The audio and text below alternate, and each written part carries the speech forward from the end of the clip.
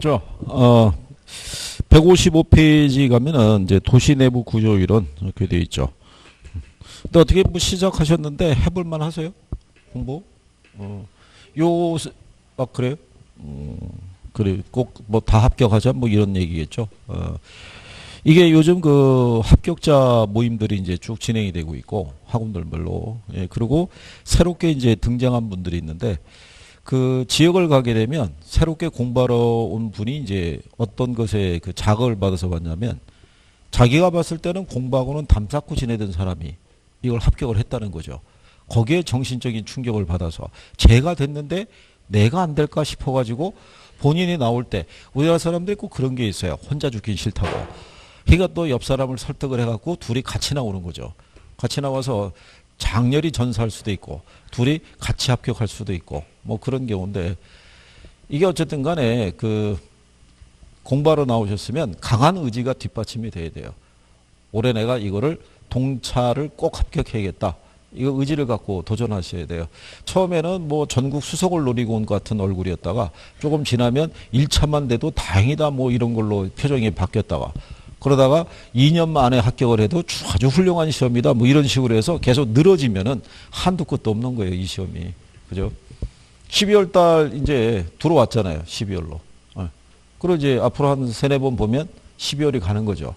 그럼 2020년으로 넘어가는 거죠. 그럼 여러분들도 이 바닥에 들어온 지 횟수로 2년 되는 거고. 그렇잖아요? 간결하잖아요?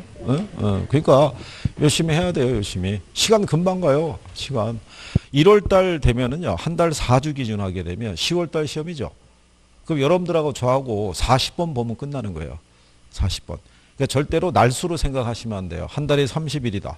그러니까는 한 300일 남아있다. 이렇게 생각을 하고 움직이시면은 상당히 루즈해지는 거예요. 그러면 1월 달에 꼭 공부 안 해도 다음 달에 해도 될 것 같고, 겨울에 공부 안 해도 봄에 하면 될 것 같고, 이렇게 넘어가는 거예요. 그러면은 어느 순간에 내일이 시험이라는 거예요. 그렇게 하는 거예요. 금방 가요, 금방. 그죠? 그러니까 잘 마무리 하셔가지고, 이게 합격자 모임에 가보면요. 합격을 하신 분들의 그 분위기 있잖아요. 그죠? 즐겁잖아요. 근데 거기에 참석하지 못하는 분들이 있죠. 얼마나 또 마음이 쓰리겠어요. 합격자 모임에 1차 합격하신 분들도 나오셔도 된다고 그래도 안 나오죠. 그렇잖아요. 다 됐는데 나는 뭐. 근데 또 드물게 올해 아무것도 안 됐는데도 나오시는 분도 있어요. 그 분위기가 좋아서 그러고 나오는. 근데 합격자 모임에는 그러고 나온 다음에 본 수업은 또 안 나오는 거예요. 바쁜 일이 있다고. 희한하잖아요. 공부해야 될 사람이. 그러니까 이게 본인 하기 나름인 거예요. 그죠? 그러니까 처음에는 너무 조급하게 생각할 필요가 없는데 용어를 하나 둘씩 조금씩 적응해 나가시면 돼요. 그리고 뜻이 뭔지를 아는 게 필요해요. 제가 왜 이거 지금 우리 설명할 때 도시 내부 구조 이론을 설명하면서 제목을 설명할 때요.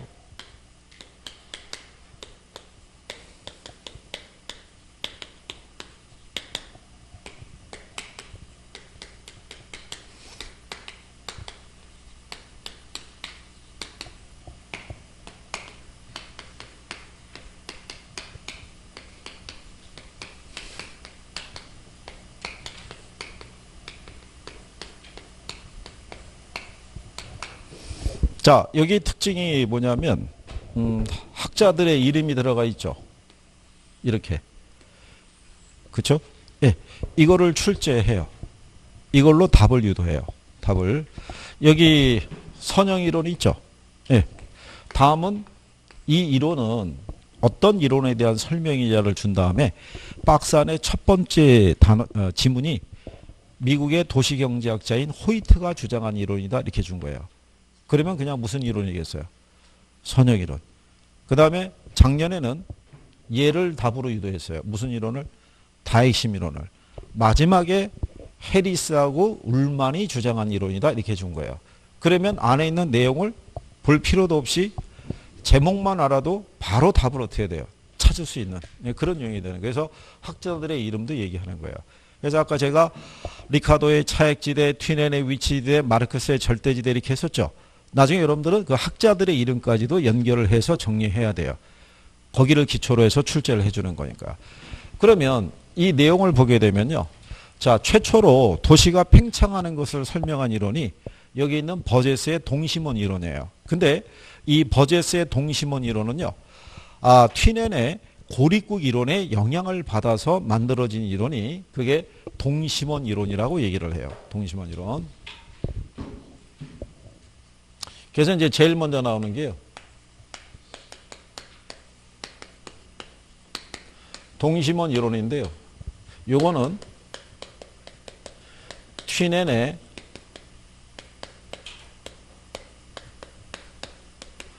고립국 이론의 기초에서 만들어진 이론이에요. 요게 여러분 그 예전 시험에 나올 때 이거 바꿔서 내서 틀리게 해준 것도 있었어요. 튀넨의 고립국 이론은 버제스의 동심원 이론에 영향을 받은 것이다. 그럼 틀리겠죠. 예, 그래서 그런 거를 이제 물어보는 거예요. 근데 이것도 뭐가 설명하냐면 제목이 설명하는 거예요. 고립국 이론이라고 그래요. 농업 입지론. 그러니까 고립국이라는 건 뭐냐면요. 평야에 가상 국가인 고립국이 존재를 해요. 그럼 왜 고립국이냐면 이 나라에서 생산하는 거는 외부하고의 교육은 하지 않고 자체 생산해서 자체 소비하는 거야. 근데 이 고립국 안에는 중앙에 단 하나의 소비 시장이 존재해요. 그러면은 이 고립국 안에서 생산되는 모든 생산물은 다 이 시장 안에서만 거래가 성립되는 거예요. 그러면 시장하고의 외곽으로 나가면 이제 거래의 차이가 발생하겠죠. 그러면 시장하고의 거리가 가까우면은 그만큼 뭐가 절약이 되냐면 수송비가 절약이 돼요. 그죠? 그러면 수송비가 절약된 곳이 뭐가 비싸냐면 지대가 비싸요. 지대라는 건 토지 사용에 대한 대가를 생각하시면 돼요. 그죠? 그러면 시장에 가까우면은 뭐가 비싸고요. 지대가 비싸고 시장으로부터 거리가 멀어지게 되면 토지 사용료는 싸지는 대신에 뭐는 비싸지겠어요. 교통비가 많이 들어가겠죠. 그죠? 그러니까 결국은 시장 안에서 만약에 작물을 경작하려고 그러면 시장 안에는 토지 사용료가 비싸죠. 그러면 넓은 면적의 토지를 사용해서 작물을 재배하는 것은 들어올 수가 없어요. 좁은 면적의 토지를 사용해서 상대적으로 비싸게 우리가 팔 수 있는 작물만 들어올 수 있다는 거예요. 즉 한마디로 얘기하면 비싼 땅에서는 비싼 작물만 심어야 된다 이런 얘기가 되는 거예요. 그래서 튀넨이라는 사람이 얘기하는 게 여기서는 원예 농업 있죠. 꽃이라든가 이런 화훼 산업을 해야 된다라고 얘기하는 거예요. 그거는 현대 도시에도 그대로 적용하는 거예요. 서울 근교에 가면은 고양시라고 혹시 들어보셨나요? 네, 우리가 일산이라고 속칭 얘기하죠. 거기가 꽃의 도시예요. 그러니까 시장 중심으로부터 멀리 떨어지지 않은 곳에. 그거는 유럽에 가서도 마찬가지예요. 유럽에 가면은 네덜란드라는 나라 있죠. 걔네가 튤립의 나라예요. 그러니까 네덜란드라는 나라도 유럽의 중심에 바로 근교에 있는 거예요. 네, 그래서 그런데 이렇게 위치한 애들을 이렇게 돌려보면은 뭐가 발생하겠어요? 링이 발생하죠. 원이 있죠. 예, 이 원리에 입각해서 만들어진 게 무슨 이론? 그게 동심원 이론이라는 거예요. 그죠? 그러니까 동심원 이론상에서 보면요. 도시의 팽창이라는 게 원을 중심으로 해서 여러분들이 거기 155페이지에 보면 중간 밑에 보면 그림 있죠. 예, 원이 그려져 있잖아요. 그죠? 예, 원을 중심으로 해서 이런 얘기예요. 도시의 중심 업무 지구가 있고요. 그 다음에 무슨 지대? 점유지대라는 게 있고 저소득층, 그 다음에 고소득층, 그 다음에 무슨 지대? 통근자지대. 이런 식으로 일정한 뭐를 그리면서 원을 그리면서 도시가 팽창한다는 게 버제스의 무슨 이론이다? 동심원 이론이라고 얘기를 해요. 그런데 여기 점유지대라고 이렇게 돼 있는 부분이 있어요. 점유지대 또는 천의지대라고 얘기하는데 점유지대는 두 가지로 나눠져요. 내측하고 외측이 있어요. 근데 내측은 말 그대로 공장이 들어서 있는 지역이고요. 외측은 불량 주거지가 들어서 있어요. 이게 1930년대 이론이에요. 1930년대는요. 미국의 해외 이주 노동자들이 있죠. 그러니까 아일랜드계라든가 이탈리아계라든가 이 사람들이 이민 온 거예요. 그 우리나라도 외국계 근로자들이 있죠. 동남아 근로자나 이 사람들이 우리나라에 입국을 해서 먹고 살기 위해서 일자리를 찾아야겠는데 특별한 기술이나 능력이 없으면 단순 노동력을 제공을 해서 수익을 내야 되잖아요. 그러면 어디에 취업을 해야 돼요? 공장에. 근데 공장에 취업을 했는데 그럼 주거를 정해야 되잖아요. 근데 문제는 돈이 없잖아요. 그렇죠? 그러니까는 상대적으로 주거 환경이 열악한, 그죠? 속칭 벌집이라고 들어보셨나요? 그 우리나라 같으면은 이제 구로공단이라든가 이쪽에 안산에 있는 공단 쪽에 가게 되면 방이 하나가 있잖아요. 방을 이렇게 나눠서 그 두 명이 방을 하나 나눠서 쓰든가. 중국 애들 같으면은 이걸 4칸으로 나눠서도 쓴다는 거죠. 또 이 안에 가면 침대가 2층 침대 작은 것 있죠. 예, 싱글로 2개 올려놓고. 그래서 8명이 살 수도 있다는 거예요. 그 8명이 한꺼번에 생활은 못 하겠죠. 그러니까 이쪽은 오전 근무죠. 이쪽은 야간 근무죠. 이래갖고 로테이션으로 돌아가는 거예요. 그럼 주거 환경이 상당히 열악할 거 아니에요. 그러다가 이제 시간이 지나서 열심히 일을 해서 돈을 모으면 상대적으로 사람의 심리상 주거 환경이 좀 좋은 쪽으로 주거 이동이 되겠죠. 그래서 만들어진 게 저소득층의 주거지역이라는 거예요. 여기에. 그럼 여기서 또 거주하다가 뭐가 좀 더 모이면, 돈이 좀 더 모이면 주거 환경이 좀 더 좋은 쪽으로 주거가 분화될 수 있어요, 없어요? 이렇게 될 거 아니에요? 그러고 난 다음에 마지막에 있는 게 통근자지대라고 그래요. 근데 1930년대 미국의 중산층의 사회생활이 뭐냐면요. 얘네 그 학교 있죠. 사립학교나 이런 것들이 도시 외곽에 있는 거예요. 외곽에. 그러면 주부들은 여기서 아이들 학교에 통학시키면서 여기서 생활하고 있고 남편만 일로 출퇴근하는 거예요. 그래서 외곽이 통근자 지대라고 얘기를 해요. 그러면 도심에서 외곽으로 나가면 나갈수록 주거 환경이 어떻게 돼요? 개선이 되겠죠. 그렇잖아요. 무슨 말인지 아시겠나요? 그러니까 외곽으로 갈수록 무슨 문제가 줄어들겠어요? 도시 문제가. 빈곤이나 질병이나 이런 문제가 줄어드는 현상이 나타나는 거예요. 그래서 그거를 설명하고 있는 게 무슨 이론이다? 동심원 이론이에요. 그래서 이게 여러분 시험에 뭐가 나왔냐면 도심에 가까워질수록 이 문제가 줄어든다 그러면 틀리겠죠. 근데 우리가 상식적으로 보면 도심 지역이 비쌀 것 같잖아요. 근데 이거는 1930년대 이론인 거예요. 무슨 말인지 아시겠나요? 그래서 그 과정을 조금 뭐 이해라도 해주시면 될 것 같고요. 그래서 이게 버젤스의 동심원 이론이고요. 그 다음에 이제 여러분들에게 물어본 게 뭘 물어보냐면 여기 점이지대라는 것 있죠. 예, 요 점이지대의 위치는 얘만 물어봐요. 점이지대의 위치는 중심 업무 지구하고 어디? 저소득층 주거지구 사이에 위치하고 있다는 거. 그 다음에 고소득층하고 저소득층의 주거지역이 있죠. 예, 둘 중에 누가 도심에 가깝게 위치하냐는 거예요. 누가? 저소득층이. 저소득층 다음에 고소득층이잖아요. 그러면 자 여기서 저소득층이 왜 고소득층보다 도심 가깝게 주거를 정했을까요? 에? 왜 가깝게? 조금 아까 설명한 거예요. 왜? 일자리 때문에. 공장이 여기 있잖아요. 그러니까 얘는 소득이 낮은 사람이기 때문에 자기가 일하고 있는 근무지로부터 멀리 떨어진 곳에 주거를 정해서 그 교통비용을 감당하면서 왔다 갔다 할 수는 없는 거예요. 그러니까 주거지 인근에 불량스러운 주거 환경이더라도 그 주변에 주거를 정할 수밖에 없는 거예요. 그래서 저소득층이 뭐보다 고소득층보다 도심 가깝게 위치하고 있다는 거. 그래서 위치도 각각 한 번씩 다 나온 거예요. 이거 언제든 활용할 수 있으니까 그런 개념 정도 이렇게 알아두시면 되고요. 근데 요 이론은 미국의 시카고시 하나만을 대상으로 이론이 전개가 된 거예요. 그래서 모든 도시에 적용하기에는 좀 무리가 있다. 근데 다만 최초기 때문에 의의가 있다. 이렇게 생각하시면 돼요. 그 다음에 여기 있는 이제 이 호이트의 선형 이론이 있죠. 선형 이론은 동심원 이론을 수정 보완한 이론이 요게 호이트의 선형 이론이고요. 두 개의 이론을 결합을 시킨 게 그게 다핵심 이론이라고 보시면 돼요. 그러면 두 번째로 나오는 게 무슨 이론이냐면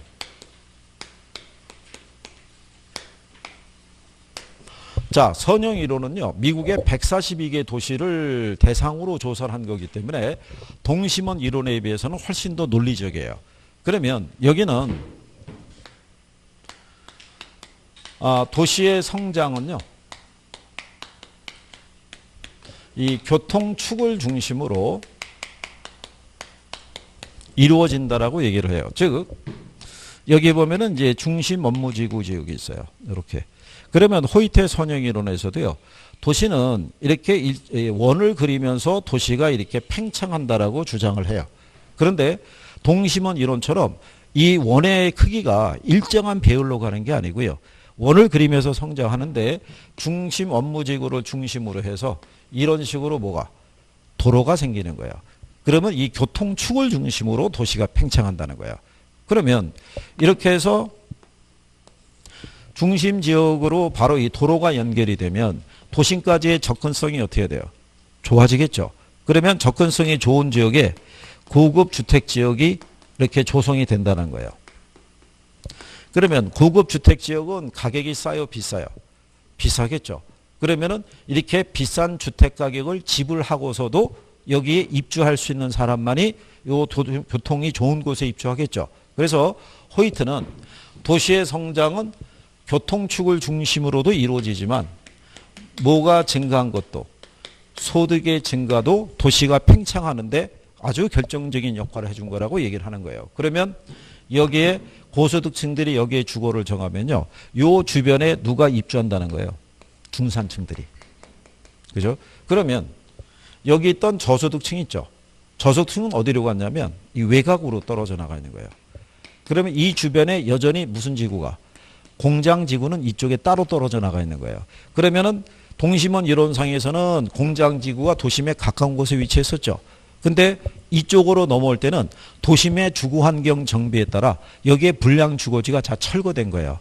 그러니까 얘들이 외곽으로 밀려나갔다고 보시면 돼요. 그러면서 자연스럽게 고급 주택 지역하고 저급 주택 지역은 이렇게 주거 분리가 발생하게끔 구조가 이렇게 만들어진 거예요. 그래서 얘는 도시의 성장이라는 게 교통축을 중심으로 이루어지기 때문에 그러니까 뭐 이런 논리예요.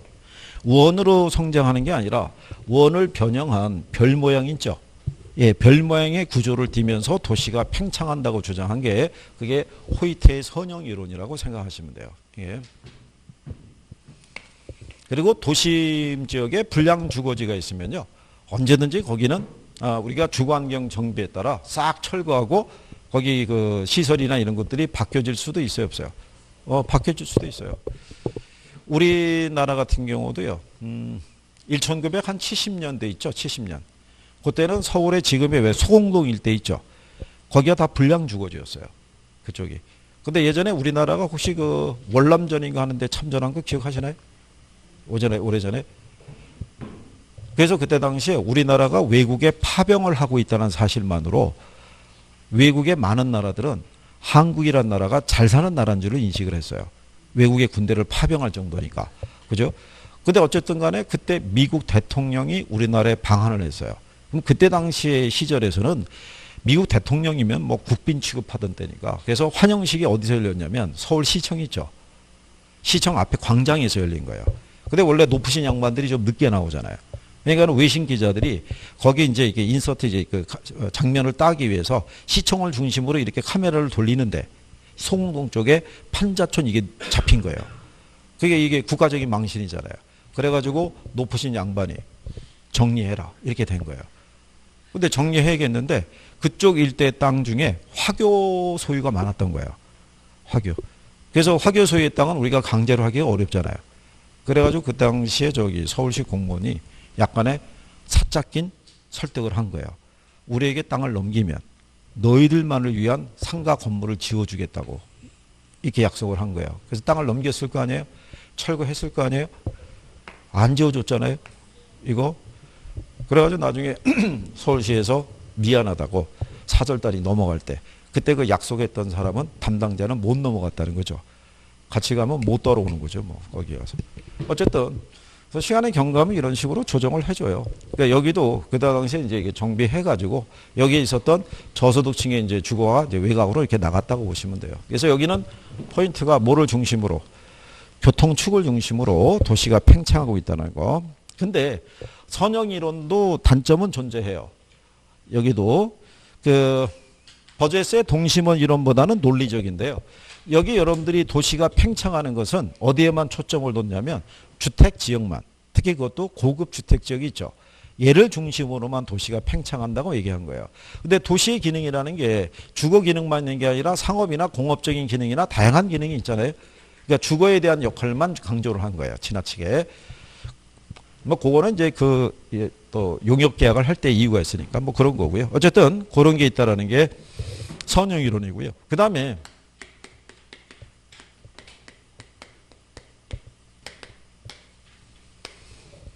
다핵심 이론이라는 것은요. 이거는 이런 얘기죠.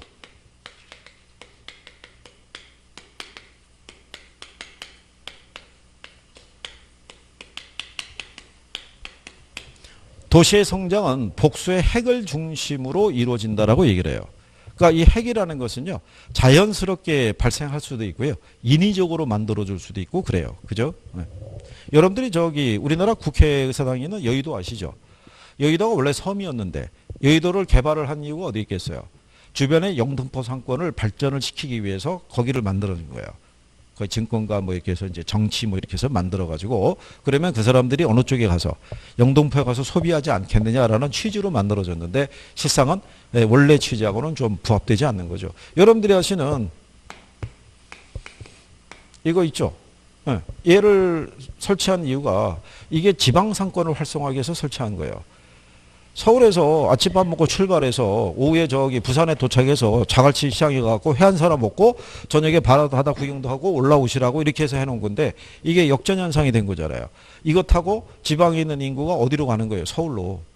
서울에 특히 대학병원 아시죠? 네. 희한하게도 우리나라 사람들은 이 종합병원 특히 대학병원을 선호해요. 웬만하면 이 지역병원보다는 일로 올라가는 거예요. 서울로. 그럼 서울로 올라가서 병원에 가서 진찰만 받고 끝나는 게 아니잖아요. 온 김에 좀 구경도 좀 하고 가자. 뭐 이래갖고 하다 보면 쇼핑도 하고 이러고 내려가는 거예요. 역전현상이 되는 거죠. 원래 취지하고는 뭐 또 잘 안 맞을 수가 있죠. 자, 근데 어쨌든 간에 복수의 핵을 중심으로 도시가 팽창하는데요. 그러면 복수의 핵이 발생하는 이유가 있을 거 아니에요. 그죠? 그거를 정리하시면 돼요. 주로 다핵심론에서는 그거를 물어보는 거예요. 그러면 다핵이 발생하는 이유 있어요, 없어요? 있죠. 그래서 거기 158페이지 하단에 가게 되면 굵은 글씨로 1번, 2번, 3번 이렇게 쭉 나와 있잖아요. 그죠? 예. 그거를 정리하시면 돼요. 그죠? 자, 거기 보면요. 유사한 도시 활동은 직접으로부터 발생하는 이익 때문에 집중하려는 경향이 있다라고 해놨죠. 그게 유사 업종 간의 집중 지향성이라고 그래요.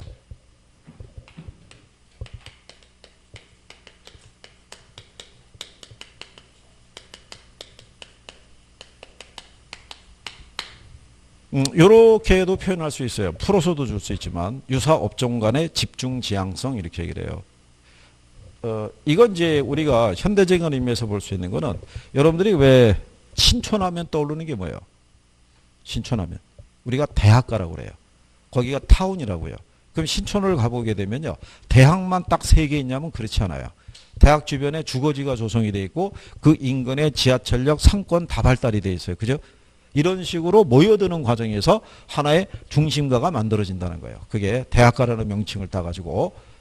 그 다음에 이제 거기 그 159페이지 상단에 가면 서로 다른 도시 활동 중에서는 직접 불이익이 발생하는 경우가 있는데 이러한 활동은 상호 분리되는 경향이 있다고 해놨죠. 예. 그게 이질 활동 간의 입지적 비양립성이라고 그래요. 이질 활동 간에. 예, 그거는요, 그 밑에 그 다핵심론의 그 그림 나와 있죠. 그림에 보시면 5번을 찾으시면 5번이 고급 주택지구죠. 그죠? 근데 6번이 중공업지구죠. 5번과 6번의 위치를 보시면 서로 원거리에 떨어져 있죠. 그러니까 얘네들은 가깝게 인접해 있어봐야 서로의 기능에 아무런 도움을 안 주겠죠. 그래서 서로 분리되는 과정에서 핵이 또 만들어진다라고 얘기하는 거예요. 무슨 말인지 아시겠나요? 그 다음에 세 번째 보면요. 도시 활동 중에서는 교통이나 입지의 측면에서 특별한 편익을 필요로 하는 기능이 있다라고 해놨죠. 그러니까 특정한 시설과 위치를 필요로 하는 과정에서 핵이 또 분리된다는 거예요. 그죠? 그러면 여러분들이 가만히 보시면요.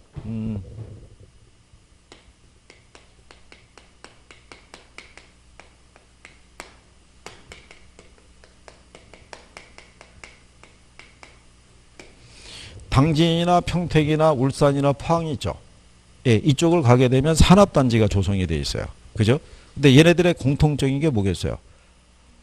다 항구가 있는 거예요. 항구가. 그러니까 산업단지에서 제품을 생산해서 수송하기에 편리한 곳에 입지할 수밖에 없다는 얘기예요. 그래서 걔네를 중심으로 하나의 뭐가 예를 들어서 핵이 또 만들어질 수 있다라고 얘기하는 거죠. 그죠? 예, 그래서 그런 내용을 얘기하는 거죠. 그 다음에 이제 또 하나 이제 마지막의 차이는요. 지대지불 능력의 차이라는 거죠.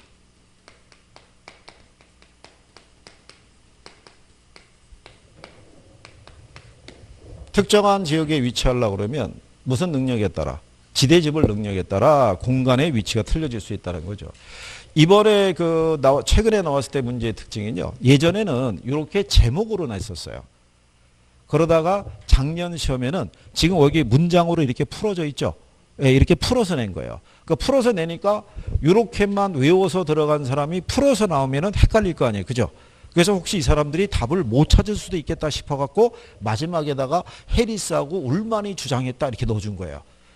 뭐를 찍으라고, 다 핵심을 찍으라고. 그죠? 여러분 삐질까봐 이제 그렇게 해준 거예요. 그래서 그러니까 결국 뭐를 잘 알면은 제목을 좀 이해하고 그러면 어렵지 않게 정리할 수 있는 거예요. 그죠? 네? 네. 그리고 처음에 잘 안 된다고 그래서 뭐 낙담할 필요는 없어요. 그죠? 네, 다 비슷비슷하니까. 네.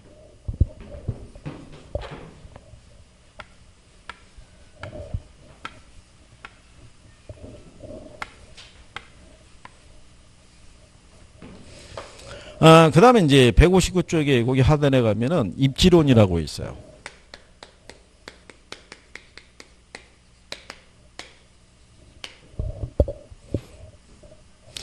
자, 거기 보면은 이제 입지론의 개념이 있는데요. 거기 보면 인간이 경제 활동을 하기 위해서 선택하는 장소 이렇게 얘기하죠. 그죠?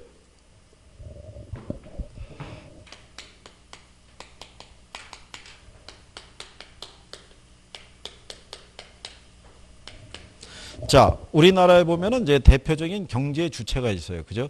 예, 경제 주체는 여러분들이 아시는 가게라든가 기업이라든가 정부 있죠. 예, 여기가 경제 주체가 되고요. 이 경제 주체들은 삶을 영위하기 위해서 끊임없이 이걸 해야 돼요. 경제 활동이라는 걸 해야 돼요. 그러면 이 경제 활동이라는 걸요. 우리가 크게 나누면은 이걸 해야 되는 거예요. 생산 또는 소비해야 돼요. 끊임없이. 이 생산과 소비가 덜그덕거리면 경기가 안 좋은 거예요. 그러면 우리 인간 삶에 부정적인 영향을 줄 것이고. 그죠? 예. 그러면 우리는 끊임없이 경제 활동을 하기 위해서 생산과 뭐를 해야 돼요? 소비해야 되잖아요. 그죠? 그런데 아무 곳에서나 생산하거나 소비할 수는 없죠. 그렇잖아요? 생산하기에 또는 소비하기에 적합한 뭐 장소 있죠. 거기에 들어서 있겠죠. 그 들어서 있는 곳이 바로 뭐라는 거예요? 그게 입지라는 거예요. 그죠? 그래서 경제 활동을 하기 위해서 선택하는 장소다라고 이렇게 얘기를 해주는 경우죠.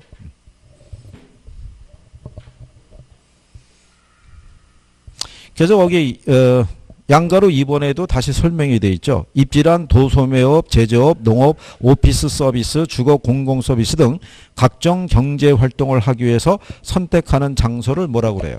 그걸 입지라고 얘기를 해요. 입지. 그죠?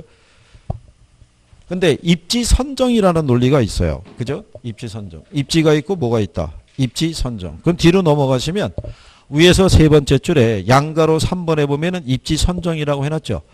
입지 주체가 의도하는 목적에 맞는 최고의 적합 지점을 발견하고자 하는 활동이다 이렇게 해놨잖아요. 그죠? 우리가 이런 얘기 많이 하죠. 장사하려고 그러면 뭐가 좋은 곳에 위치해야 돼요? 목이 좋은 곳. 그게 입지 선정이에요. 그게. 자, 우리는 상업 활동을 하기에 적합한 장소에 들어서 있는 게 입지잖아요. 그죠? 그 상업 활동을 하게 한 장소 중에서도 가장 목이 좋은 장소가 어디냐? 거기를 찾아주는 게 입지 선정이라는 거예요. 그죠?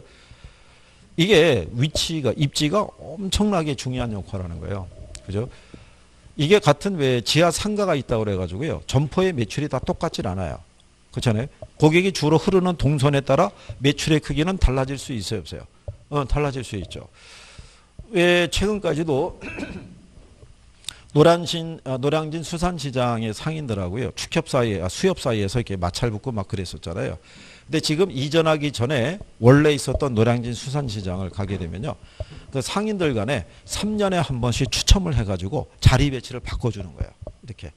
왜냐하면 목이 좋은 곳에 위치한 사람은 3년간 열심히 일을 해서 목돈을 마련해서 그 사람은 추첨을 통해서 또 다른 곳으로 가는 거예요. 그러면 또 한적한 곳에 있던 사람이 글로 들어와서 또 기회를 잡는 거죠. 그러니까 자기들 나름대로의 합리적인 어떤지 배열을 해준 거죠. 안 그러면 자리 싸움 치열할 거고 거기에 권리금 무진장에 붙을 거고 그러면 버는 사람만 벌고 그렇지 않은 사람은 도태당할 거 아니에요. 그러니까 자기들끼리 어떤 그런 식의 합의를 본 거죠. 그래서 그만큼 위치가 중요한 거예요. 왜 거기도 보면은 입지 선정의 중요성이라고 해놨죠. 부동산은 왜 입지 선정이 중요하냐면 부동산을 한번 장소를 정하고 난 다음에는요. 그 장소가 마음에 안 든다고 그래서 내 마음대로 옮겨 다니기가 어려운 거예요. 그리고 움직이지 못하기 때문에 환경이 변하면 그 환경의 변화로부터 내가 도망 다닐 수가 없어요. 예전에 우리 보면은 천안 그러면 천안 삼거리 그래서 교통의 요지 막 이런 얘기 많이 했었잖아요. 그죠? 근데 요 천안역 주변의 상권이 많이 죽었어요. 여기가 역 주변의 상권이 죽은 이유가 역 주변에 구청이 하나 있었는데 구청이 이전을 해버렸고 원래 천안역을 민자 역사로 개발하겠다가 그 계획이 또 취소가 됐어요. 그러다 보니까 역 주변의 상권이 많이 죽어버린 거예요. 그 자체가. 그렇잖아요. 그러면은 역을 그런 안에 세부적인 사항을 조사하지 않고 여기 와서 점포세가 싸니까 여기 또 뭐 입점 들어오고 이런 사람들이 또 있어요, 없어요? 있다고요. 아는 사람들 입장에서는 이게 벌써 그쪽에 상권이 죽었을 때는요. 은행이 빠져나가요. 점포가 없다고요. 어디로 통폐합됐습니다. 그러고 ATM기만 하나 설치해놔요. 그럼 그만큼 은행을 이용하는 사람이 은행이 점포로 이전한다는 거는 굉장한 손실을 감수하고 이전하는 거예요. 은행도 점포가 거기에 있다는 거를 고객에게 알리기 위해서 마케팅 비용을 많이 쓴 거라고요. 무슨 점포가 무슨 동에 어디에 있다고. 근데 그 점포를 이전시킨 거 아니에요. 그죠? 그럼 거기에 따른 구조조정 들어가야 되죠. 그러니까 은행 입장에서도 손해가 이만저만이 아니라고요. 그러니까 그거 빠져나가죠. 그 다음에 상권이 정상적으로 유지가 되려고 그러면요. 세 개의 기능이 충족돼야 돼요. 먹고 마시고 자는 기능이 있어야 돼요. 자는 기능이 부족하게 되면 상권이 발달할 수가 없어요. 제가 알기로는 이 행정도시 있죠. 예, 거기에 숙박시설이 없어요. 거기에. 이쪽에 조천이나 이쪽으로 있지, 여기 숙박시설이 없다고 해요. 왜냐하면 행정도시니까. 예, 근데 이제 근래 아마 이제 호텔도 짓고 있을 거예요. 호텔도. 이제 외부에 이제 방문객이 있을 수 있으니까. 그 사람 보러 여기 조천으로 차 돌려가지고 여기서 또 30분 하시고 나가가지고 약간 좀 허름한 우리나라의 무슨 뭐 모텔 장 이런 데 또 묵게 할 수는 없잖아요. 그죠? 그러니까 대외적으로 여기서 이제 하나 이렇게 짓는 건데. 그래서 예전에 보면요. 비슷한 규모의 상권이 있는데 자는 기능이 있는 쪽하고 그렇지 않은 쪽하고는 벌써 틀려요. 12시 넘어서까지도 움직이고 있는 것은 자는 기능까지 있는 거고 그렇지 않은 애들은 그 이전에 움직여야 되는 거니까. 그러니까 나중에 이제 그런 것들은 여러분들이 시험에는 그런 거 안 나와요. 그런 건 여러분들이 나중에 이제 실무하시면서 이제 배워가시는 거죠. 예. 이제 어쨌든 그렇다는 얘기죠. 자, 그래서 입지 선정이라는 게 그런 거예요. 그래서 주변 상권이 있잖아요. 이런 식으로 만약에 죽게 되면 저기 들어가 있는 사람들은 방법이 없는 거예요. 그게 손실을 고스란히 감수할 수밖에 없잖아요. 근데 나는 들어갈 때 이미 시설비에다가 잘못 들어가서 권리금까지도 주고 들어갔으면 나중에 권리금은 고소하고 뭐라도 뽑아갖고 나올 수만 있어도 이게 설치비라도 어떻게 조금이라도 받으면 좋은데 그게 못 해놔요. 보증금이라도 건질 수 있으면 다행이죠. 이게 들어가는 게 쉽게 들어가는 게 아니에요. 시간대별을 달리해서 이동 객수, 뭐 이용 객수 다 보고 들어가야 돼요. 그러니까 발품 많이 팔아야 돼요. 저게. 특히 그런 전화 있죠. 여기 죽이는 물건이 있다고. 아니 그러면 본인이 먼저 죽고 난 다음에 얘기를 해줘야지. 왜 이쪽으로 죽자고 얘기하는 이유가 뭔지 모르겠다는 거죠. 그러니까 뭐 그렇게 보시면 되겠고요. 그 다음에 이제 그 밑에 가면 그 튀넨의 그 농업입지론이라고 나와 있죠. 예, 고립구기론이라고 조금 아까 설명해 드렸죠. 간략하게. 그래서 고립구기론의 요체는 뭐냐면요. 딱 요거예요. 시장에 가까운 곳일수록 있죠. 지대가 비싼 곳일수록 집약적인 농업을 한다는 거예요. 좁은 면적의 토지를 사용해서. 근데 외곽을 나가게 되면 토지 가격이 싸겠죠. 예, 그러면은 무슨 농업이 이루어진다? 조방적인 농업이 이루어진다라고 얘기를 해요. 그게 161페이지 있죠. 거기 밑에서 네 번째 줄에 가면 동그라미 3번 있죠. 거기 굵은 글씨로 해놨죠. 시장에 가까운 지역일수록 무슨 농업이 집약적인 농업. 멀어질수록 무슨 농업이 조방적으로 이용이 된다는 거. 그래서 지금은 뭐 그거 정도만 이렇게 참고하시면 되겠고요. 왜냐하면 이제 그게 입지론에 가게 되면 농업 입지론을 대표하는 게 그게 튀넨의 고립구기론이에요. 농업 입지론의 대표적인 게 이게 또 인강으로 이렇게 듣거나 하신 분들은 조금 아까 제가 왜 튀넨의 고립구기론에 대해서 아까 동심원 일어나면서 설명했잖아요. 그때 또 깜빡 졸은 거예요. 졸아가지고 여기 와서 갑자기 선생이 고립구기론을 조금 아까 했죠라고 얘기하면 그 사람은 당황하는 거예요. 저 인간이 언제 했단 얘기야. 그럼 막 돌려보면 또 거기를 찾아요, 못 찾아요? 못 찾는 거죠. 막 하면서 막 수수께끼 하는 거죠. 막. 이게 그래서 집중력이 필요해요. 집중력이. 좀 집중을 좀만 잘하시면 우리가 앞으로 이제 여기 입지론 끝나고 정책론 끝나고 투자론, 금융론, 개발론, 간편까지 한번 이렇게 쭉 가봐야 돼요. 예, 그래야지 다시 1월 달에 시작을 할 때 반복의 효과가 있는 거예요. 분명히 말씀드리는데 처음 들을 때보다는 두 번째 들을 때가 나아요. 예, 두 번째보다는 세 번째가 낫고요. 세 번째보다는 네 번째가 나은 거예요. 이게 반복이라서 그래요. 그러면 효과가 나아지기 위해서는 들은 게 있어야 되잖아요. 그죠? 뭔가 설명하려고 그러면 여행을 떠난다든가 혼자서 아니 그러면 뭐 남는 게 없잖아요. 남는 게. 그러니까 그리고 조금 있으면 여러분보다 조금 더 늦게 공부하기 위해서 나온 사람들이 있어요, 없어요? 있다고요. 그럼 그 사람들이 궁금한 건 누가 알려줘야 돼요? 여러분이 알려줘야 된다, 여러분이. 그럼 제가 뭐라고 분석하겠어요? 여기 지난 11월 때 나오신 손 들어보세요. 그럼 손 들을 거 아니에요. 이분들이 실력이 대단한 분들이니까 이분들에게 물어보세요. 그러면 알려줘야 될 거 아니에요. 그거를. 지금도 마찬가지예요. 조금씩 이제 루즈해지고 있는 거예요. 그죠? 그래도 공부하겠다는 마음으로 즐거운 마음으로 학원에 도착을 해서 10시, 11시까지는 어떻게 버틴겼는데 1시간 지나고 나니까 긴장이 풀린 거예요. 그죠? 그러니까 눈동자의 사이즈도 제각각이고 갑자기 없던 쌍꺼풀도 생기기 시작하고 막 이러고 있는 거예요. 여기서 보고 있으면 얼마나 그렇게 다양하게 했어요. 그죠? 표정 변화가. 그렇잖아요? 물결 치듯이 막 이렇게. 그 선생님이 보다 못해 강의를 끊고 또 이상한 실없는 소리 하고 있는 거예요. 그죠? 눈동자의 사이즈를 일치시키기 위해서. 아예 금방 풀어진다니까 이거. 아니 제가 무슨 성형외과 선생도 아니고.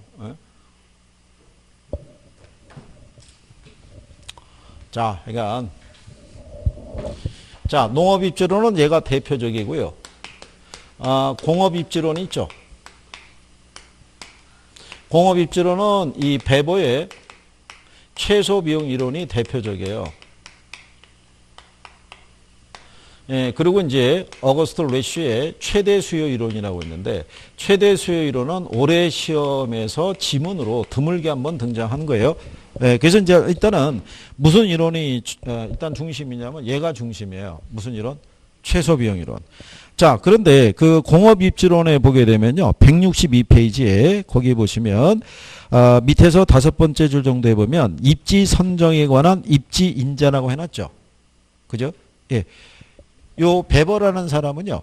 공장이 입지를 하기 위해서 기본적으로 고려해야 될 요소가 입지 단위하고요. 예, 입지 인자라는 거를 제시했어요. 그러면 입지 단위라는 건요. 제품을 생산하기 위해서 투입되는 개개의 비용 항목이 있죠. 여러분들이 제품을 생산하기 위해서는 원료 투입이 돼야 되죠. 노동력도 투입이 돼야 되죠. 그렇죠? 예, 이렇게 들어가야 되는 여러 가지 이제 비용 항목을 우리가 입지 단위라고 그러고요. 그 다음에 입지 인자라고 있어요. 예, 입지 인자라는 것은요. 여러 개의 입지 단위 있죠. 요 비용 항목 중에서 특정한 장소에 입지함으로써 얻을 수 있는 비용 절약상의 이익이 있죠. 예, 그걸 우리는 뭐라고 그러냐면 입지 인자라고 얘기를 해요. 그죠? 그런데 베버 있죠. 베버는 요 인자 있죠. 입지 인자가 3대 인자가 있는데 3대 인자가 수송비, 요걸 임금이라고도 얘기를 하고요. 직접 이익 뭐 이렇게도 얘기를 해요. 그러니까 임금을 노동비라고도 표현할 수 있고요. 직접 이익을 직접력이라고도 얘기할 수 있는데 이 중에 얘를 제일 중시한 거예요. 뭐를? 수송비를. 그래서 여러분들이 163페이지에 가시면요. 거기 박스 밑에 양가리번의 배보의 최소 비용 이론이라고 있죠. 예. 그러면 자, 공장 입지에 관한 이론을 처음으로 체계한 사람이 독일의 경제학자인 베버예요. 그러니까 최소 비용론에 입각해서 공업 입지론을 전가했을 때요. 생산비가 최소일 때 기업의 이윤이 최대가 된다는 생각하에 최소 비용으로 제품을 생산할 수 있는 장소를 최적 입지 장소로 보았다는 거예요. 조금 아까 우리가 리시의 최대 수요 이론하고 비교할 때 한번 해봤던 거죠. 그래서 배버의 3대 인자는 운송비, 노동비, 직접이익을 말하는데 그중에 뭐를 제일 중시했다는 거예요? 운송비. 이거 여러분이 시험 나온 거예요. 이걸 제일 중시했다 그러면 틀리는 거예요. 뭐를 제일 중시했다? 운송비를. 그럼 왜 운송비를 중시했냐면요. 배버의 최소 비용 이론은요. 1930년대에 발표한 이론이에요. 근데 그때만 하더라도 독일의 운송수단이 발달하기 전인 거예요. 예, 그래서 전체 생산비 중에서 뭐가 제일 중요한 역할을, 수송비가 제일 중요한 역할을 우리가 제시를 한 거죠. 그러면 배버의 최소 비용 이론을 설명할 때요. 뒤에 넘어가 보시면 164페이지에 배버는 그래서 제일 처음에 운송비가 최소가 되는 지점이 있죠. 거기를 살펴보고요. 그 다음에 최소 노동비 지점이 있죠. 요거 두 가지를 비교해서 가장 비용이 적게 드는 지점을 선택해야 되고 마지막으로 직접 이익이 큰 지점이 있죠. 예, 거기하고 비교해서 전체적으로 봐서 비용이 가장 최소가 되는 지점에 공장이 입재된다라고 얘기하는 거예요. 그러면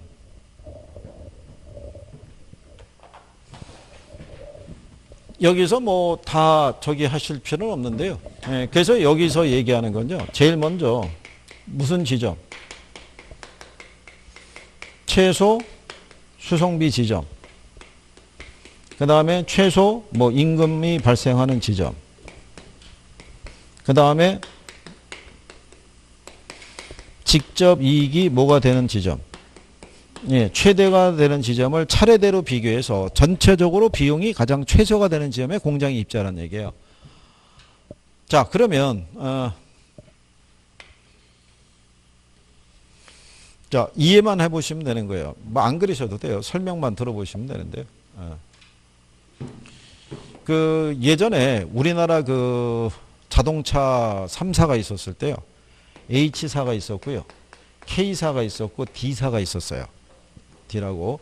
얘는 브랜드 때문에 항상 3등, 만년 3등이었어요. 가전도 3등이고 이것도 3등 그랬던 거예요. 그죠? 근데 얘네가 그때 당시에 생산했던 경차가 하나 있어요. 경차 앞이 T로 시작이 돼요.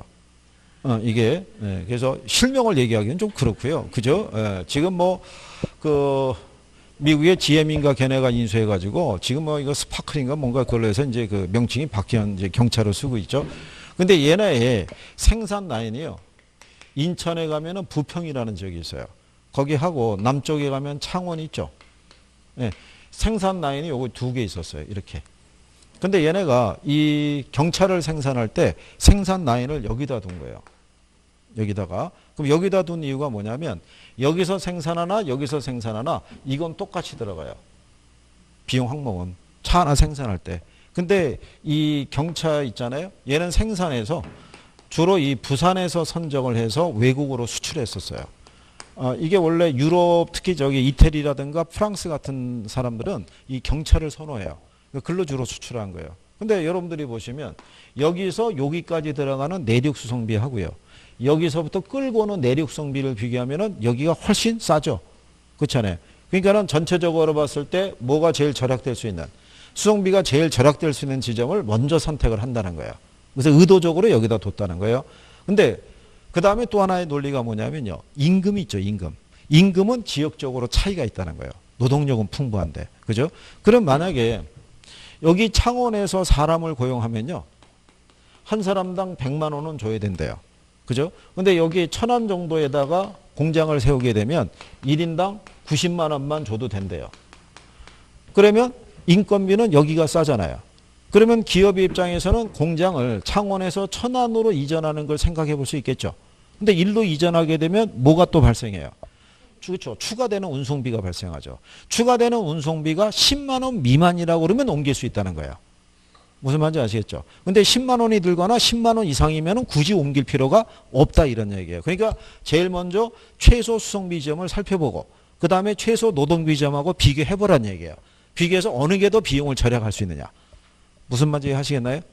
그리고 마지막으로 직접 이익이 발생하는 지점까지도 고려하라는 얘기예요. 그죠? 그래서 우리나라 구조에 보면요. 여기 울산하고 포항 있죠. 거기에 뭐가 많이 들어가 있냐면 석유 화학 그 기업 있죠. 뭐 공장이라든가 그 산업단지가 이쪽에 많이 모여 있어요. 그거는 이제 간단하게 설명해 드리면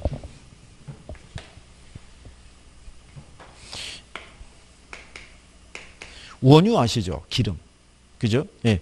이 원유를 뭐로 사용하려고 그러면요. 원료로 사용하려고 그러면 원유 자체로는 원료로 사용할 수가 없어요. 얘를 가공해야 돼요. 그러니까 정제해야 된다고요. 원유를 정제해야지만 이게 원료로 쓸 수 있어요. 근데 원료로 사용하고 나면은 찌꺼기가 남을 거 아니에요. 그죠? 그러면은 그 폐기물 있죠? 예, 이거를 처리하는 시설이 또 필요해요. 그죠? 근데 이거를 우리나라의 H석유화학이라는 기업 혼자서 정제시설과 처리시설을 혼자 설치해서 제품 생산하기에는 생산비의 부담이 너무 커지는 거죠. 그러면은 얘네 말고도 원유를 원료로 사용하는 산업들이 있어요, 없어요? 있을 거 아니에요. 그러면은 예를 들어서 무슨 오일이라고 들어오고 그 다음에 여기 포항제철 뭐 이런 기업들이 같이 모여 들어가는 거예요. 그래서 공동으로 시설 투자하는 거예요. 공동으로. 그러면 모여 있음으로써 공동의 시설 투자를 통해서 비용은 절감하면서 이윤은 또 유지하거나 더 크게 가지고 갈 수 있어요, 없어요? 네, 마지막으로 그런 지점까지 고려해 보라는 거예요. 그래서 전체적으로 비용이 가장 최소가 되는 지점에 공장이 입재된다 이런 얘기예요. 이게 여러분 시험에 나올 때는 어떻게 나왔냐면요.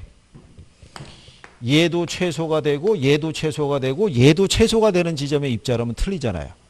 직접 이익은 최대가 되는 지점에 입재해야 되잖아요. 그죠? 무슨 말인지 아시겠나요? 그래서 가장 최근에 줬던 게 요 표현이에요. 그러니까 그래서 이제 공장이 어디에 입지했는지 나중에 이제 우리가 돌아올 때는 거기 164페이지 하단에 가면 입지 삼각형 나와 있죠.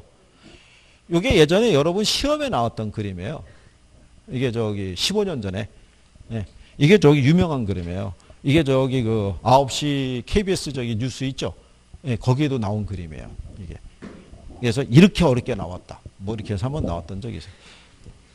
하나도 안 어려운 거예요. 그냥 모양새만 그런 거예요. 나중에 돌아올 때 하시면 돼요. 지금 괜히 뭐 부담 느끼실 필요 없고. 무슨 얘기인지 아시겠죠? 그래서 그 옆에 여기 배보의 최소 비용 이론을 중심으로 해서 그렇게 정리를 하신 거죠. 이 정도만 지금은 대표적인 이론 정도만 뭐 알아두셔도 되고요. 예, 그 다음에 이제 페이지를 넘기셔가지고 여기 167페이지에 가면은 무슨 이론이 있어요? 상업입지론이라고 있죠. 예, 거기에 대해서 또 한번 알아보는 거예요. 이제 지금은 입문할 때는 상견례만 하는 거예요. 이렇게 이론에 뭐가 있다, 그래서 한번 들어보는 거예요. 지금 선생이 여기다가 별표해주고 이거 중요합니다라 입에 거품 물어봐야 여러분들 입장에서 남는 거는 별표밖에 없는 거예요. 이거 왜 했지? 뭐 이런 것 있죠. 예? 집에 가서 다시 보면 깔끔하게 앞만 봐도 내 글씨인데 이거 왜 적었지? 뭐 이런 거 있는 거예요. 그러니까 처음은 이게 서로 합의 보면서 이렇게 가는 거지. 그렇게 생각하시고 잠깐 쉬었다가 또 상업입준호에서 알아보자고요. 쉬었다 놀으십시오.